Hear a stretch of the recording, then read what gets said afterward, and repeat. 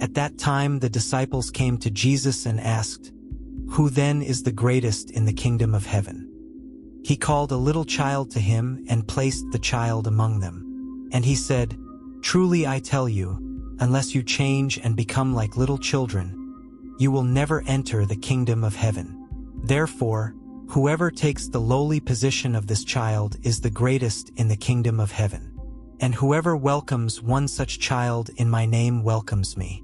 If anyone causes one of these little ones, those who believe in me, to stumble, it would be better for them to have a large millstone hung around their neck and to be drowned in the depths of the sea.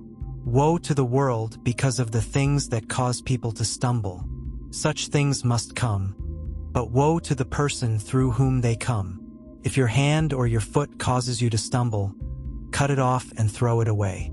It is better for you to enter life maimed or crippled than to have 2 hands or 2 feet and be thrown into eternal fire. And if your eye causes you to stumble, gouge it out and throw it away. It is better for you to enter life with 1 eye than to have 2 eyes and be thrown into the fire of hell. See that you do not despise one of these little ones. For I tell you that their angels in heaven always see the face of my Father in heaven. What do you think? If a man owns 100 sheep, and one of them wanders away, will he not leave the 99 on the hills and go to look for the one that wandered off? And if he finds it, truly I tell you, he is happier about that 1 sheep than about the 99 that did not wander off. In the same way your Father in heaven is not willing that any of these little ones should perish. If your brother or sister sins, go and point out their fault, just between the 2 of you. If they listen to you, you have won them over. But if they will not listen, take 1 or 2 others along, so that every matter may be established by the testimony of 2 or 3 witnesses. If they still refuse to listen, tell it to the church. And if they refuse to listen even to the church, treat them as you would a pagan or a tax collector. Truly I tell you, whatever you bind on earth will be bound in heaven, and whatever you loose on earth will be loosed in heaven. Again, truly I tell you that if 2 of you on earth agree about anything they ask for, it will be done for them by my Father in heaven. For where 2 or 3 gather in my name, there am I with them. Then Peter came to Jesus and asked, "Lord, how many times shall I forgive my brother or sister who sins against me? Up to 7 times?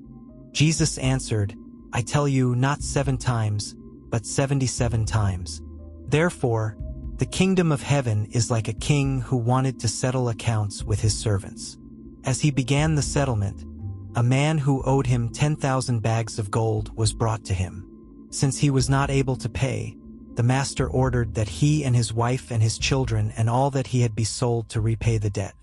At this the servant fell on his knees before him. 'Be patient with me,' he begged, 'and I will pay back everything.' The servant's master took pity on him, canceled the debt, and let him go. But when that servant went out, he found one of his fellow servants who owed him 100 silver coins. He grabbed him and began to choke him. 'Pay back what you owe me,' he demanded. His fellow servant fell to his knees and begged him, 'Be patient with me, and I will pay it back.' But he refused.